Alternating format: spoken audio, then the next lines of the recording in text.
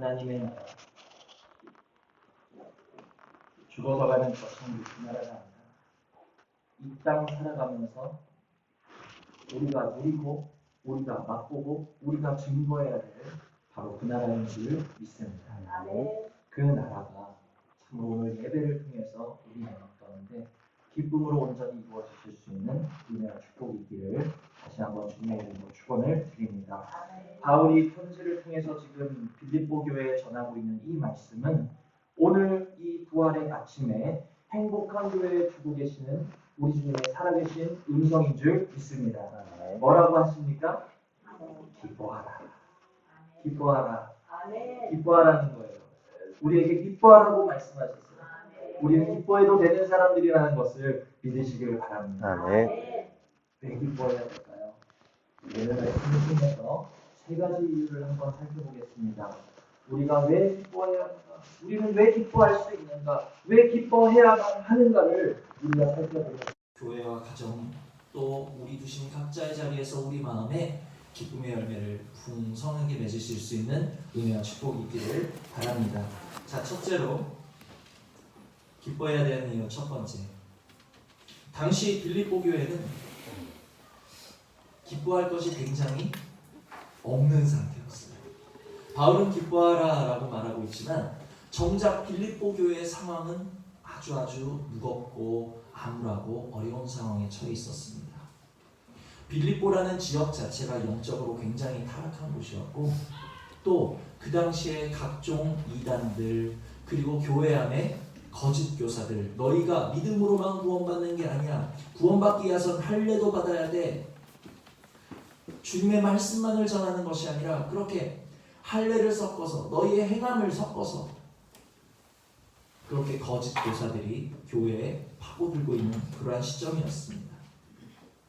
또한 빌립보 교회 내부적으로는 빌립보 교회의 우두머리들이 서로 한마음이 되지 못하고 서로 다투고 분열하고 갈라지고 있던 그러한 때였어요. 여기 2절을 보니까 내가 유오디아를 권하고 순두개를 권하노니 주 안에서 같은 마음을 품으라. 권면안을 통해서 이 유오디아와 순두개라는 두 지도자들이 서로 불화하고 반목하고 있었다는 것을 우리는 알 수 있습니다. 이단들이 많았고 교회 내부적으로는 분열하고 있었고 그리고 가장 결정적으로 이 빌립보 교회를 세웠던 바울이 지금 어디에 있습니까? 로마 감옥에 갇혀있는 상태예요. 여러분 지금 앞에서 설교하는 제가 어떤 혐의가 있어서 감옥에 갇힌다면 여러분들 기뻐하실 수 있습니까? 아마 교회 분위기가 말이 아닐 거예요. 완전 그냥 아주 깜깜하고 무겁고 큰일 나고 막 이 교회 다녀도 되나 싶은 아마 그런 상황일 것입니다. 내가 빌립보 교회 성도라면 내가 지금 이런 상황 속에 기뻐할 수 있겠냐? 도리어 근심되고 마음 무겁고 너무 염려되는 교회의 상황일 것입니다. 그러나 이처럼 기뻐할 것이 없는 상황 속에 바울이 뭐라고 하고 있습니까? 기뻐하라. 지금 기뻐하라고 말씀하고 있는 이유는 예수 그리스도께서 십자가에서 죽으셨지만 그 죽음이 죽음으로 끝난 것이 아니기 때문이라는 거예요. 예수님이 십자가에 달려 죽으시고 어떻게 되셨습니까? 3일 만에 다시 부활하시고 부활하셨을 뿐만이 아니라 그 십자가의 죽음을 통해서 그 대속의 죽음을 통해서 다시 부활하셨을 때는 온 세상을 당신의 발 아래 두시는 왕으로서 부활하시게 됐다라는 것을 믿으시길 바랍니다. 기뻐해야 될 첫 번째 이유는 예수 그리스도로 말미암은 하나님의 자녀들은 주님께서 그 십자가의 죽음을 합력하사 십자가의 죽음이 도리어 그의 영광된 부활이 되게 하신 것과 같이 예수 그리스도로 말미암은 하나님의 모든 자녀들은 지금 당하는 모든 어려움과 고난과 슬픔과 두려움과 문제와 절망과 깜깜함이 그냥 그대로 있는 것이 아니라 그냥 그대로 두시는 것이 아니라 어떻게 하십니까? 그것들을 합력하사 도리어 선을 이루시며 복음의 진보를 이루시기 때문에 기뻐하라는 거예요. 아멘. 지금 문제를 보면서 문제 때문에 기뻐하라는 게 아니에요. 그 문제를 합력하사 선을 이루실 하나님을 바라보면서 기뻐하라는 말씀인 줄 깨달으시는 은혜가 있기를 원합니다. 그러므로 빌립보서 1장 21절에 뭐라고 나와 있습니까? 이는 내게 사는 것이 그리스도니 내 안에 그리스도가 살면 어떤 일이 있습니까? 죽는 것까지도 유익이라. 여러분, 죽는 게 내 삶에 죽는 것도 유익이 된다면 내 삶에 유익되지 않을 일이 뭐가 있을까요? 하나님이 우리 삶에 유익되지 못하게 하실 것은 아무것도 없다는 것을 기억하시기를 바랍니다. 바울은 빌립보 교회가 겪는 그 어려움을 통해서 도리어 복음의 진보, 복음의 전진을 이루실 하나님을 믿었기 때문에 기뻐하라고 말씀하고 있는 거예요. 마치 이렇게요. 지금 교회에 이단과 거짓 교사들이 들어왔다고 우리 같으면 어떻게 합니까? 큰일 났네. 근데 바울은 그게 아니에요. 기뻐합시다. 기뻐합시다. 지금 유오디아와 순도계가 반목하고 있다고요? 우리 기뻐합시다. 내가 로마의 감옥에 갇혀 있지만 그러나 기뻐합시다. 바울은 그렇게 말합니다. 왜요? 형제들아, 내가 당한 일이, 내가 당한 어려움과 내가 당한 고난과 내가 당한 슬픔과 내가 당한 억울함과 내가 당한 아픔과 내가 맛보고 있는 이 사망, 이 당한 것이 도리어 복음의 진보를 이루게 될 줄 너희가 알기를 원하노라. 아멘. 할렐루야. 아멘. 이래서 우리가 기뻐하셔야 됩니다. 도리어가 있기 때문에 기뻐하셔야 됩니다. 그리스도인들은 넘어져도 기뻐할 수 있는 사람이 그리스도인이라는 사실을 기억하시기를 바랍니다. 왜냐? 우리에겐 도리어가 있기 때문이랍니다. 옥에 갇혀도 기뻐할 수 있는 사람, 억울한 일을 만나도 기뻐할 수 있는 사람, 아픔과 문제를 만나도 기뻐할 수 있는 사람, 그 사람이 그리스도인이에요. 왜? 도리어가 있기 때문이라는 것입니다.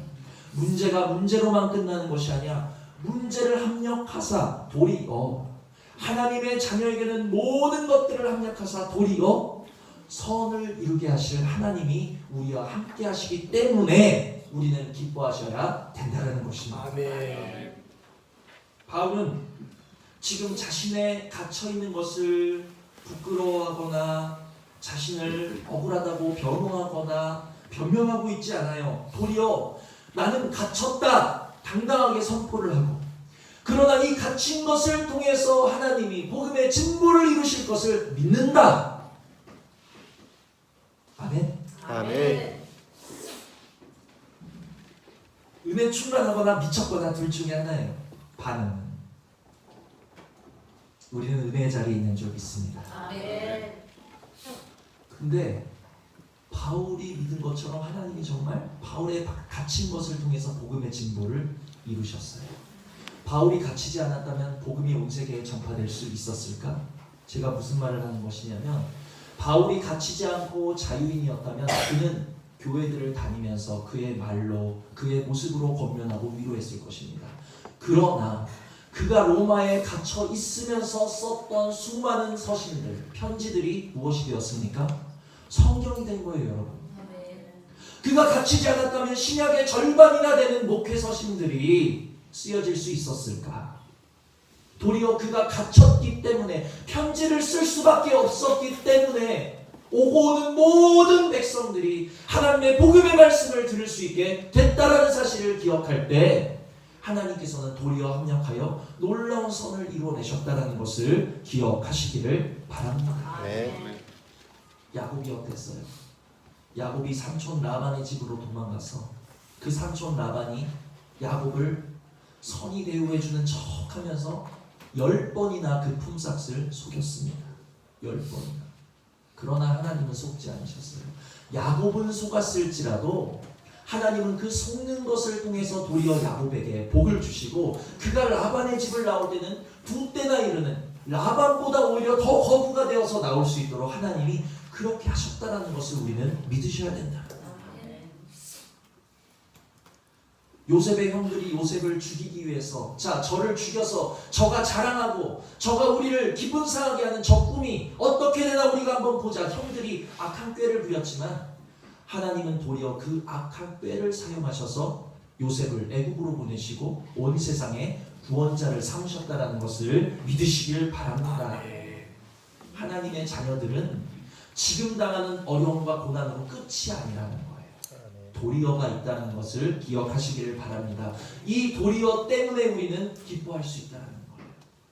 지금 교회에 어려움이 있는 것 압니다. 지금 교회에 연단이 있는 것 압니다. 지금 교회에 불화가 있는 것을 압니다. 그러나 여러분 기뻐합시다. 왜냐? 하나님은 도리어 협력하여 선을 이루실 줄 믿기 때문입니다. 바울의 말이란 이제 나를 위하여서 달려 죽으신 십자가가 우리의 눈에 밝히 보이고 또 부활하신 주님이 내 안에 살아계신다는 것을 우리가 확실히 믿는다면 우리가 당하는 여러 가지 아픔과 억울함과 슬픔과 고난을 통해 도리어 복음의 진보를 이루실 주님을 이제 바라보실 수 있는 부활의 아침 되시는 은혜가 있기를 원합니다. 그래서 기뻐하셔야 돼요. 우리 옆 사람 보시면서 인사하십니다. 기뻐하십시다. 기뻐하십시다. 또 인사하십니다. 기뻐하시는 것을 보니 그리스도인이시군요. 기뻐하시는 거 보니 그리스도인이시군요. 네. 그리스도인은 기뻐하는 사람이라는 것을 기억하시기를 바랍니다. 아멘. 아멘. 그리스도인은 언제요? 기뻐할 때 기뻐하는 사람이 아니라 넘어져도 기뻐할 수 있는 사람이 그리스도인입니다. 도리어를 생각하면서 기뻐하는 사람이 그리스도인이에요. 제 얼굴에 기쁨이 보이십니까, 여러분? 감사합니다. 한 주간 참 어려운 일이 많았어요, 사실. 수요예배 본문도 이 본문이었는데 이 본문 말씀 전하면서 그때는 몰랐는데 다 전하고 나서 돌아보니까 지금 우리 교회가 빌립보 교회입니다. 내가 처한 상황이 빌립보 교회입니다. 그러나 정말 말씀을 붙잡게 하시고 아무것도 염려하지 말고 오직 모든 일에 기도와 간구로 나의 구할 것을 하나님께 아뢰게 하시더라고요. 내 구할 게 무엇이겠습니까? 하나님 주신 말씀처럼 내가 기뻐할 수 없는 상황에 기뻐할 수 있도록 은혜를 베풀어 주시옵소서. 내가 구할 것을 기도와 간구로 아뢰더니 하나님이 정말 저에게 기쁨을 주셨어요. 상황과 관계없는 기쁨. 그것이 바로 하나님 나라의 능력인 줄 믿습니다. 아멘. 자, 첫 번째 우리가 기뻐하셔야 되는 이유는 지금까지 말씀드렸다시피 하나님의 아들 예수 그리스도가 우리 안에 계시기 때문에 우리 안에 계시는 주님으로 인해서 우리가 당하는 모든 것을 도리어 합력하셔서 선을 이루실 하나님이 우리 안에 계시기 때문에 우리가 기뻐하셔야 된다. 아멘. 자, 기뻐하셔야 되는 첫 번째 이유를 지금까지 말씀드렸습니다. 기뻐하셔야 되는 두 번째 이유를 말씀드리겠습니다.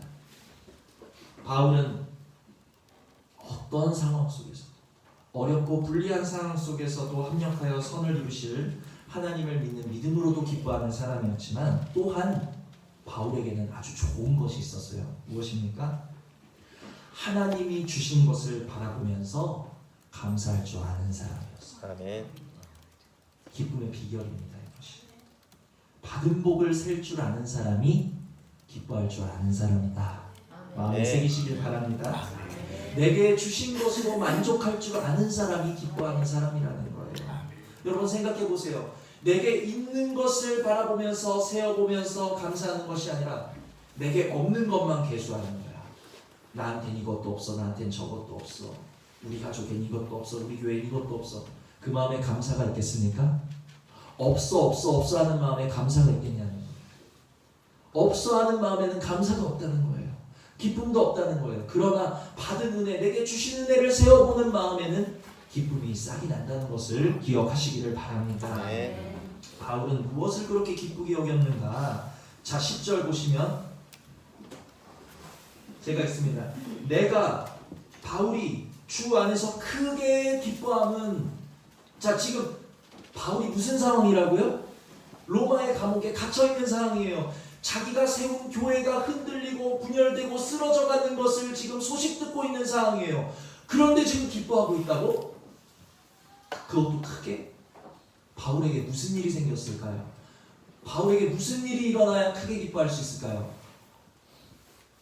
아마 우리 인간적인 생각으로는 바울이 모범수로 5방이라도 됐나 보다.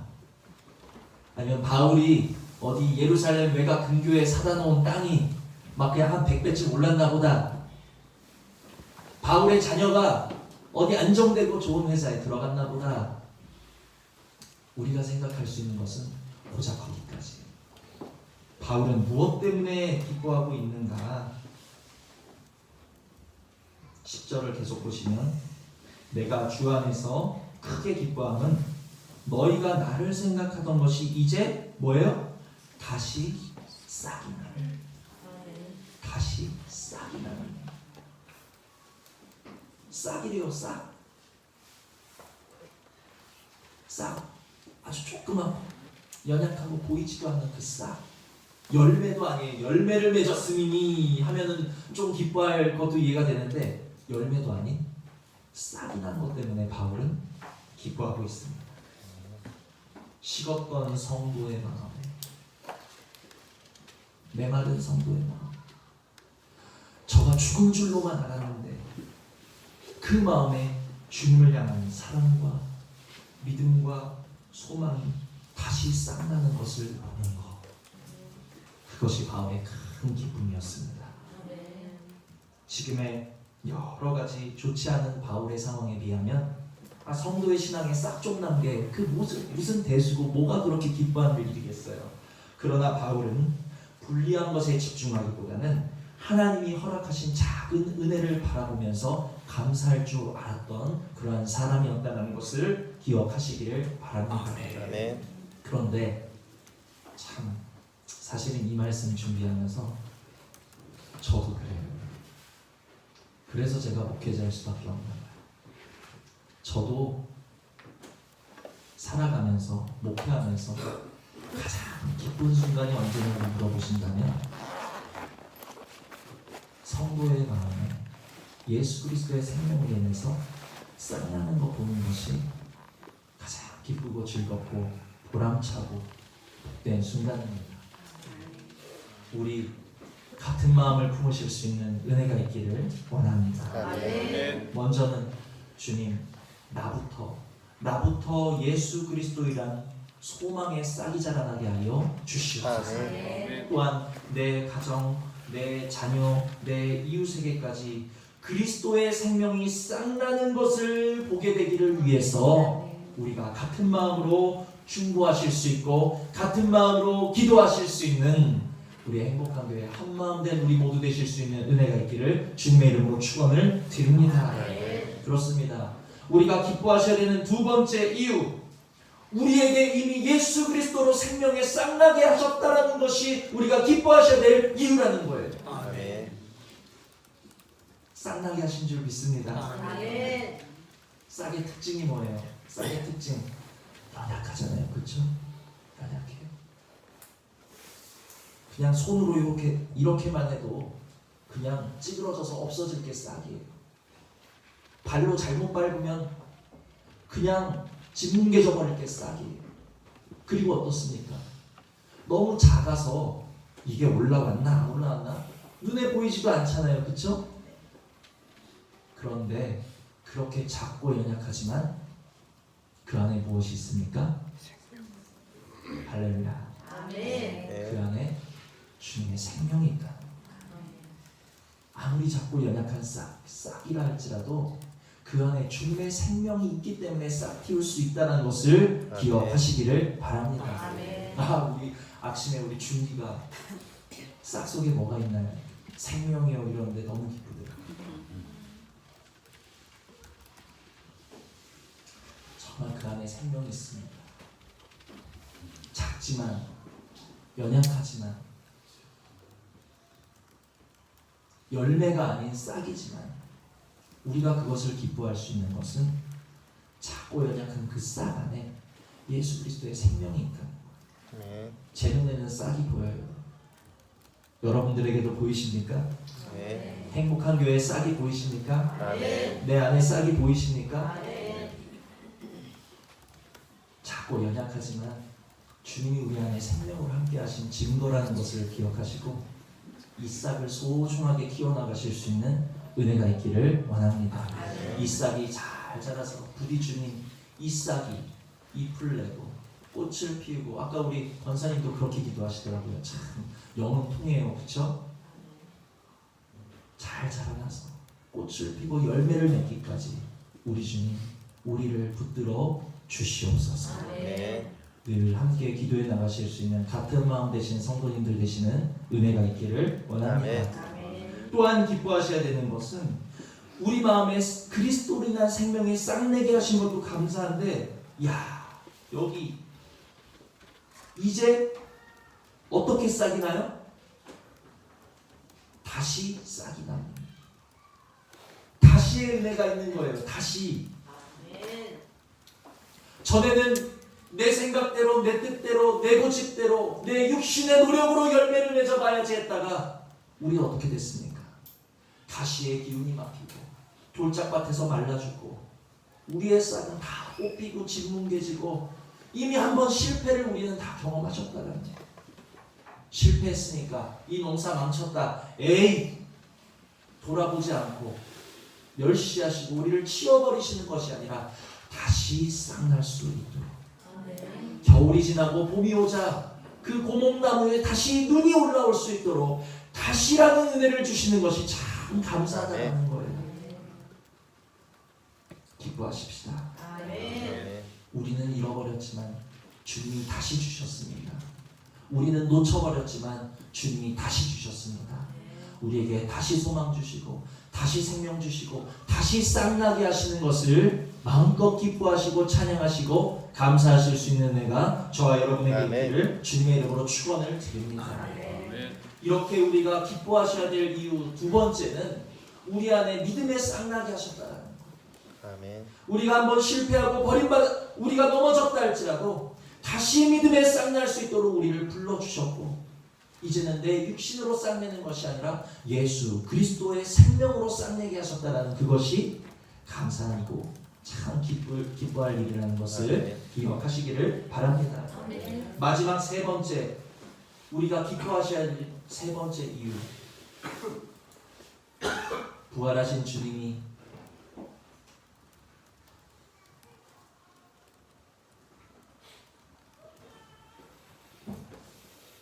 부활하신 주님이 베드로에게 나타나셔서 뭐라고 하셨어요?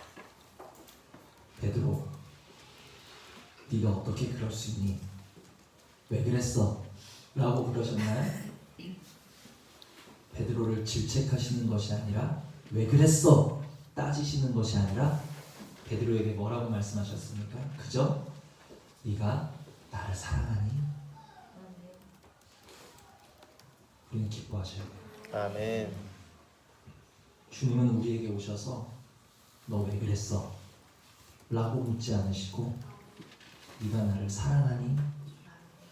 그저 네가 나를 사랑하니? 사랑한다고? 그거면 됐다. 그거면 됐어. 그래서 우리가 기뻐하셔야 돼요. 아멘. 주님이 우리의 열매를 기뻐하시기 전에 우리의 싹을 기뻐하시는 분이시기 때문에 우리는 그것을 기뻐하셔야 되는 줄 깨달으시기를 바랍니다. 아마 주님이 왜 그랬어? 라고 질책하신다면 여기 주님 앞에 서실 분 계십니까? 아마 제일 먼저 저부터 넘어질 거예요. 저부터 넘어질 거예요. 주님이 정동희 목사 너 왜 그랬어? 이러시면 아마 그냥 저부터 아마 나가 떨어질 것입니다. 그러나 우리 모습 아시고 우리 연약함 아시고 우리 허물 아시고 우리 잘못을 이미도 아시는 주님은 우리의 허물과 연약함을 왜 그랬어? 라고 질책하시는 게 아니라 우리의 할 수 없음을 아시기 때문에 그저 네가 나를 사랑하니? 라고만 물어보시는 거예요. 그게 기뻐하셔야 될 이유라는 뜻입니다. 베드로는 부끄러워서 도망쳤습니다. 수치심 가운데 고개를 들지 못했습니다. 그 마음이 찢어지는 듯이 아팠지만 주님은 이미 십자가 지시기 전에 잡히시기 훨씬 전부터, 아니 처음부터 베드로가 배신하고 도망갈 것을 모르셨을까요? 아셨을까요? 아신 주님이라는 거예요. 이미도 아신 주님이라는 거예요.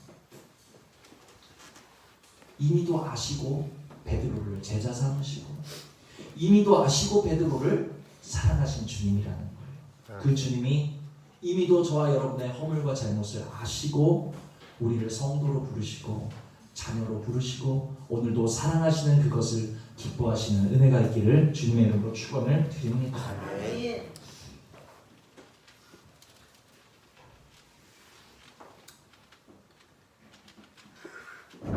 주님을 사랑하십니까?